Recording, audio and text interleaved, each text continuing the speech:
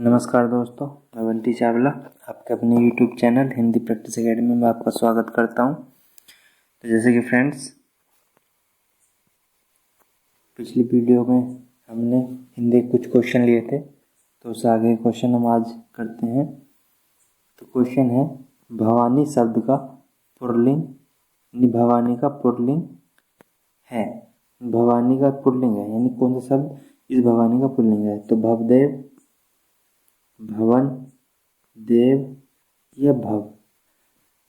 तो फ्रेंड्स, हमें पता है कि पुल्लिंग शब्दों में अगर प्रत्यय लगा दिया जाए तो स्त्रीलिंग बन जाती है। तो हम लेते हैं भव, और भव में हम आनी प्रत्यय लगा दें तो क्या बन जाएगा? ये बन जाएगा भवानी। और भवानी यानी भव का स्त्रीलिंग क्या होगा? भवानी। तो भवानी का पुल्लिंग क्या होगा? D option. नेक्स्ट क्वेश्चन है, उत्पत्ति की दृष्टि से हिंदी शब्द समूह को कितने वर्गों में बांटा जाता है? तो उत्पत्ति की दृष्टि से हिंदी शब्द समूह को कितने वर्गों में बांटा जाता है? 5 में, 3 में, 4 में, 2 में। तो फ्रेंड्स, यहाँ जो है कभी कभी उत्पत्ति ना देखे व्युत्पत्ति भी दे देता है, या उद्गम दे देता है, या उद्भव भी दे देता है।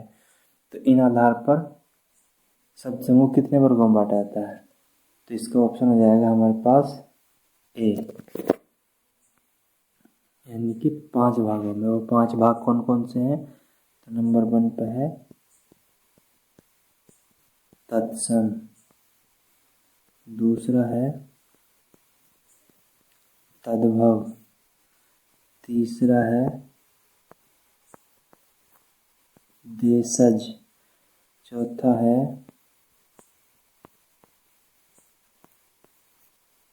विदेशज, और 5वां है संकर। यानी इन 5 भागों में बांटा जाता है। नेक्स्ट क्वेश्चन ले लेते हैं।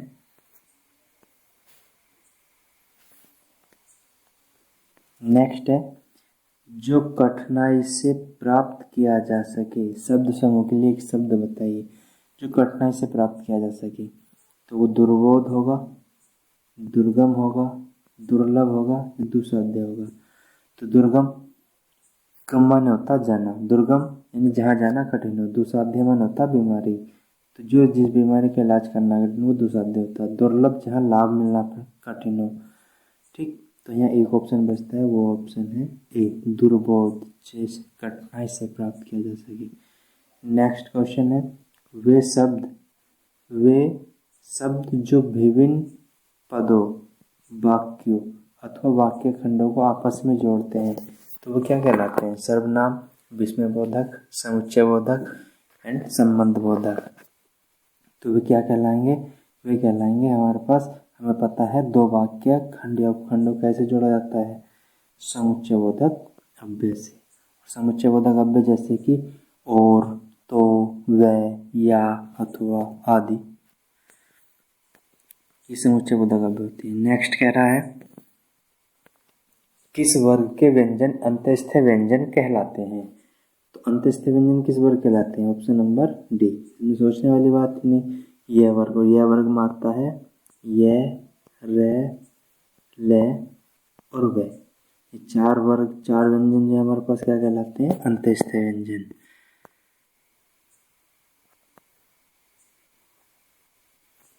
नेक्स्ट क्वेश्चन है, निम्नांकित में से कौन सा शब्द भाववाचक संज्ञा नहीं है? अस्तित्व, थकावट, बेईमान या हरियाली।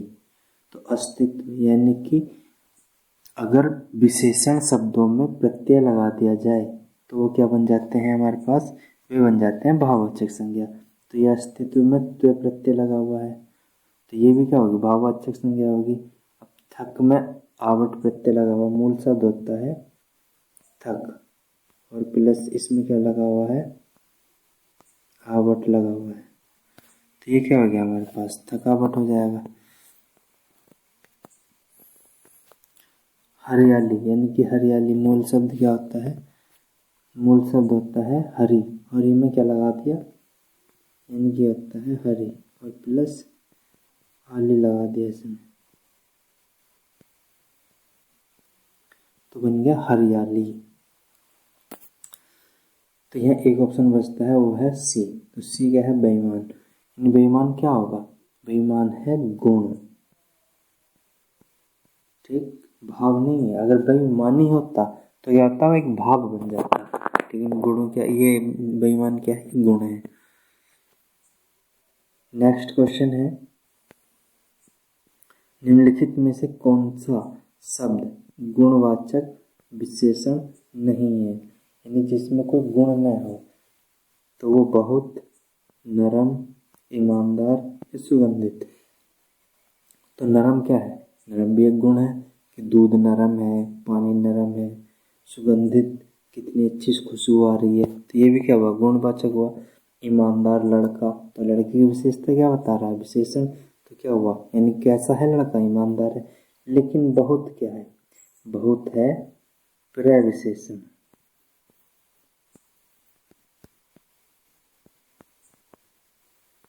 ठीक, ना कि विशेषण। जो विशेषण की भी विशेषता होता है वह कहलाता है प्रविशेषण। तो बहुत क्या हुआ, प्रविशेषण। नेक्स्ट क्वेश्चन ले लेते हैं। नेक्स्ट क्वेश्चन है, निम्नांकित में से कौन सा शब्द अग्नि शब्द का पर्याय नहीं, यानी अग्नि का पर्यायवाची नहीं है। तो पावक, वही, अनल या अमी। तो एक शब्द ऐसा है जो अग्नि का पर्यायवाची नहीं है। तो पावक भी अग्नि कहते हैं, वही भी अग्नि कहते हैं, अनल माने भी अग्नि होता है, लेकिन अमी, अमी माने होता है, अमी कहते हैं आम। तो यहाँ क्या हो जाएगा हमारे पास, आम, यानी ऑप्शन नंबर डी हो जाएगा। नेक्स्ट क्वेश्चन कह रहा है, सूत शब्द का तत्सम शब्द है, यानी सूत का तत्सम शब्द क्या है। तत्सम क्या होता है, जो संस्कृत के शब्द हों वही तो तत्सम कहलाते हैं।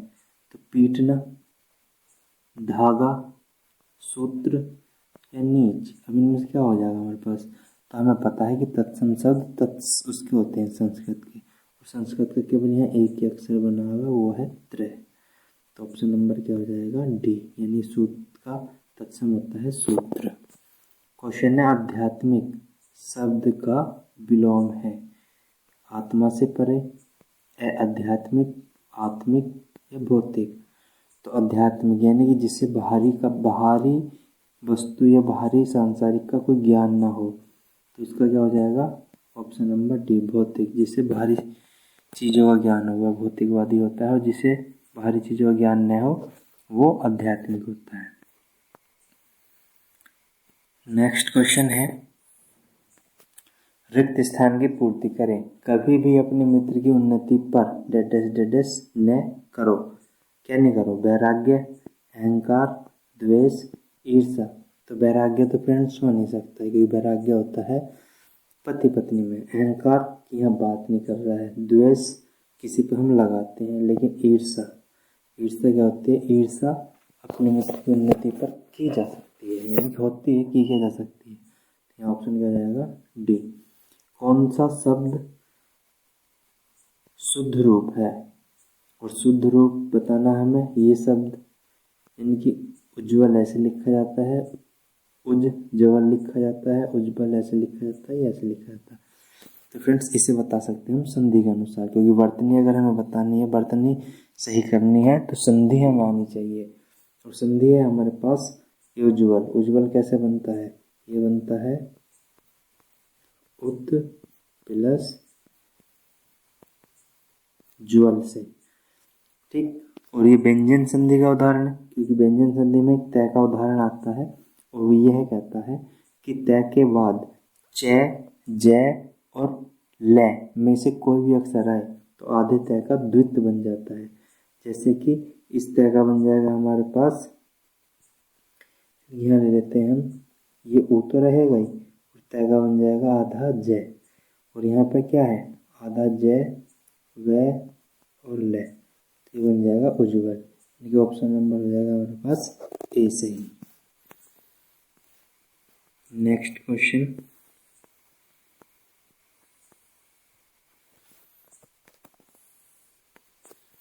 नेक्स्ट कह रहा है जब मीरा पढ़ती है तो मोहन सोता है, रचना के आधार पर वाक्य का प्रकार होता है ये। तो फ्रेंड्स, रचना, संरचना और बनावट तीनों एक ही बात होती है। कहीं आपको रचना मिलेगा, कहीं संरचना मिलेगा और कहीं पर मिलेगा बनावट। तो रचना, संरचना और बनावट के आधार पर वाक्य तीन प्रकार के होते हैं।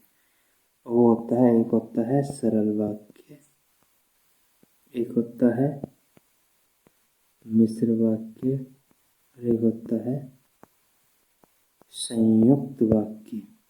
तो ये रचना के आधार पर, संरचना, रचना और बनावट के आधार पर होते हैं।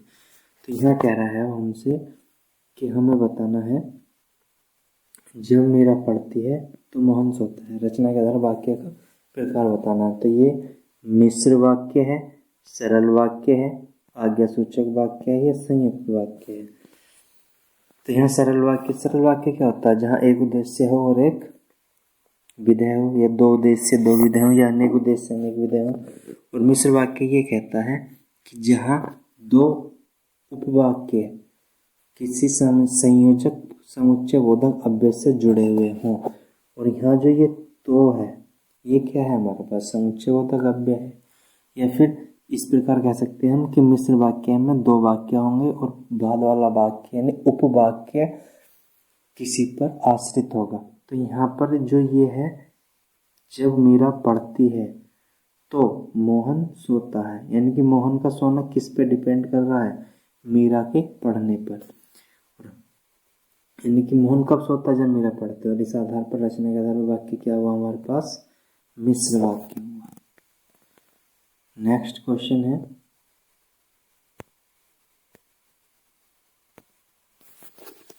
सांझ होते ही पक्षी अपने नीर को लौट आते हैं। वाक्य में रेखांकित शब्द के स्थान पर सही शब्द का प्रयोग कीजिए। यानी हमें बताना, ये जो नीर शब्द है, नीर माने होता है पानी, और सांझ होते पक्षी अपने पानी को नहीं लौटते। वे कहाँ लौटते हैं? वे लौटते हैं अपने घर को, और उनके घर को कहते हैं नीड़। और नीड़ माने होता है घोंसला। तो यहाँ क्या जाएगा? Option number C. Next question लेते हैं। नेक्स्ट क्वेश्चन कह रहा है निम्नांकित में से कौन सा शब्द अशुद्ध है? यानी कि अशुद्ध शब्द बताना है। तो वह क्या है हमारे पास? विशिष्ट है, कृतज्ञ है, प्रतिज्ञा है या सुक्ष है? तो विशिष्ट। तो फ्रेंड, इसका आंसर हो जाएगा हमारे पास ए, क्योंकि विशिष्ट नहीं होता है। क्या होता है? वो होता है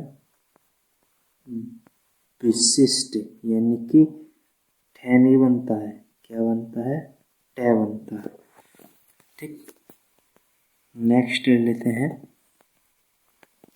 नेक्स्ट क्वेश्चन कह रहा है दुरुपयोग शब्द में किस उपसर्ग का प्रयोग किया गया है? यानी दुरुपयोग में किस उपसर्ग का प्रयोग किया है?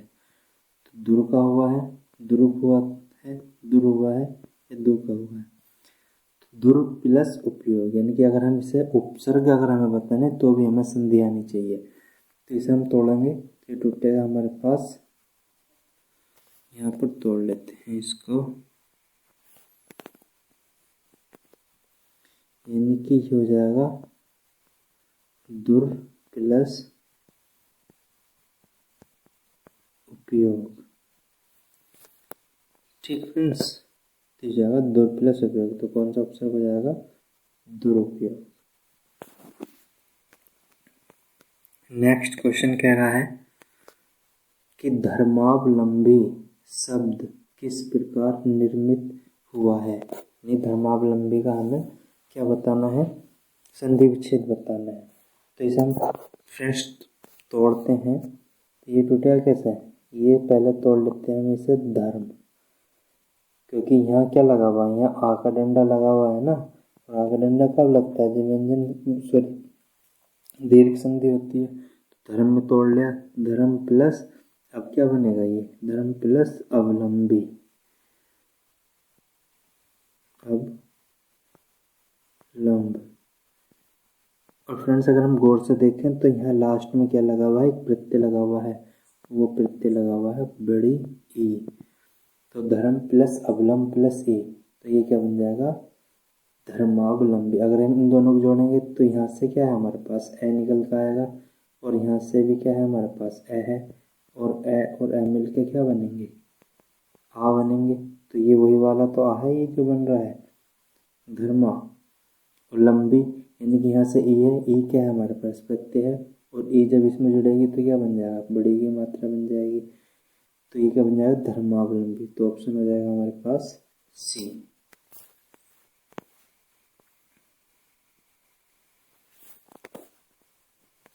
नेक्स्ट है आन प्रत्यय से बनने वाला शब्द कौन सा है। तो जिसमें आन प्रत्यय लगा हो, अब हम मूल शब्द पहचानना है। तो मूल शब्द क्या होगा हमारे पास, लगान, आना, आन बान या आनंद। तो अगर हम लग लगाएं और लग में कर दें आन प्रत्यय, तो क्या बन जाएगा, यहाँ से ए निकल कर आएगा, और यहाँ से आ निकल कर आएगा, और ए और आ मिल के क्या बनाएंगे, बड़ा आ बनाएंगे। तो ये बड़ा आ बन रहा है, ये वाला लगान। लग प्लस आन क्या बन जाएगा, लगान। नेक्स्ट कह रहा है जिसकी लाठी उसकी भैंस में लाठी और भैंस संज्ञाएं हैं, तो शेष दो क्या है। यानी लाठी और भैंस क्या है, संज्ञा है। ये लाठी और भैंस संज्ञा है। तो जिसकी और उसकी क्या है, तो ये क्या है हमारे पास, जिसकी और उसकी, ये है हमारे पास सर्वनाम। नेक्स्ट क्वेश्चन ले लेते हैं।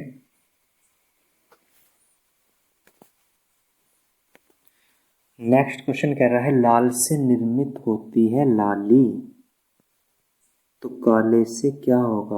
यानी कि लाल में अगर हम ई प्रत्यय लगा दें तो क्या बन जाएगा, लाली। जैसे काले हैं, काले में काला जो है, काले में अगर हम, ये काला है और काले में हम ई प्रत्यय लगा दें तो क्या बन जाएगा, काली। तो ऑप्शन हो जाएगा हमारे पास सी। नेक्स्ट क्वेश्चन कह रहा है कि रोना का सकर्मक रूप क्या होगा। फ्रेंड्स क्रिया से अगर क्वेश्चन आते हैं तो अब ऐसे क्वेश्चन आते हैं कि रोने का सकर्मक रूप क्या होगा, रुलाना, कोई नहीं, रोता या रुला। अब रोना अकर्मक है क्योंकि रोने का कार्य क्या होगा, स्वयं किया जाएगा। जैसे कि मान लो मैं रो रहा हूँ, तो रोने का प्रभावी क्रिया का प्रभाव किससे पड़ रहा है, मुझ पर स्वयं पड़ रहा है। तो मैं क्या होगा, यानी कि जब जिसमें कर्म मौजूद ना हो तो वो क्या हो गया, कर्मक। और सकर्मक का मतलब क्या है, सकर्मक का मतलब जिसमें कर्म मौजूद हो। अब मैं रोऊंगा तो रोने का प्रभाव मुझ पर पड़ेगा, लेकिन अगर मैं किसी को रुआ लूंगा तो क्या हो जाएगा, यानी कि वो कर्म बीच में आ जाएगा। तो यह ऑप्शन हो जाएगा हमारे पास ए, रुलाना। जैसे कि मैं लिखूं राम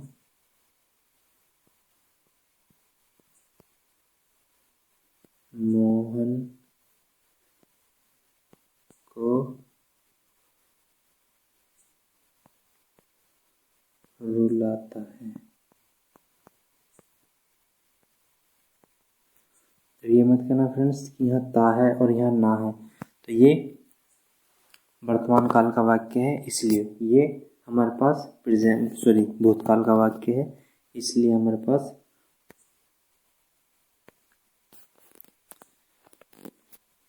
रुलाना हो रहा है। ठीक है। नेक्स्ट क्वेश्चन है आवाज उठाना। मुहावरे का अर्थ है तो क्रोध करना, चीखना, जोर से बोलना या विरोध करना। तो आवाज उठाने का मतलब है फ्रेंड्स विरोध करना। नेक्स्ट है षडानन शब्द का संधि विच्छेद क्या होगा। षडानन, तो षड प्लस आनन हो जाएगा, षडा प्लस नन हो जाएगा, सठ प्लस आनन होगा या सठ प्लस आनन होगा। तो फ्रेंड्स ये व्यंजन संधि है, और व्यंजन संधि में आपने पढ़ा होगा एक नियम कहता है कि किसी भी वर्ग का पहला, तीसरा और पांचवा अक्षर, ठीक, पहला, तीसरा, पांचवा अक्षर आपस में बदल जाते हैं। जैसे कि ये है, अब हम तोड़ते हैं तो ये टूटेगा सड प्लस आनंद। अब इस सड का कोई अर्थ नहीं होता, तो ये क्या है, ये ट वर्ग का अंतिम अक्षर है। तो ट वर्ग यानी कि हमने भी बताया कि व्यंजन संधि का एक नियम ये कहता है कि पांचवा, तीसरा या पहला ये आपस में चेंज होते हैं। तो जब इन दोनों में अर्थ की पूर्ति नहीं होती है तो ये किस में चेंज हो जाते हैं, पहले में। ठीक, तो ये पहले में चेंज हो जाएंगे और वो हो जाएगा हमारे पास। अब ट वर्ग का पहला अक्षर क्या होता है, वो होता है ट। तो ये हो जाएगा सट प्लस आनंद।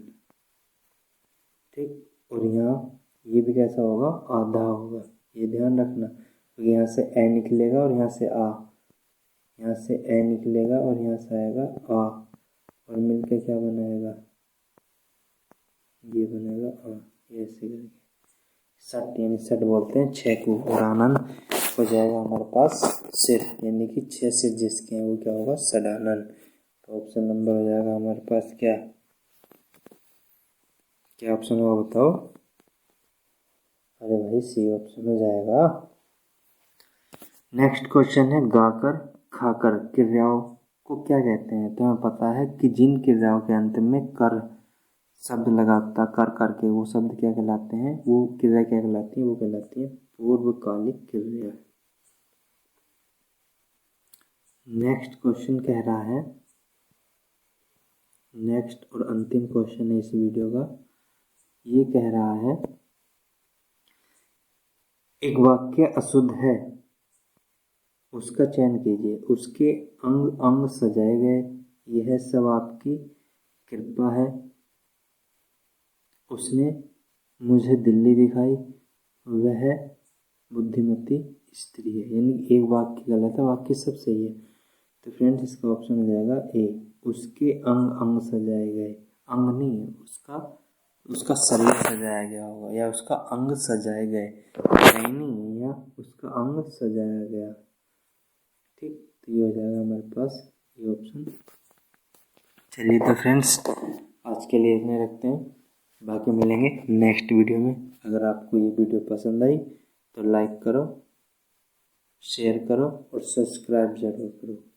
ठीक है फ्रेंड्स, और कमेंट्स करके बताओ कि आपको ये वीडियो कैसी लगी। चलिए तो मिलते हैं नेक्स्ट वीडियो में, तब तक के लिए नमस्कार।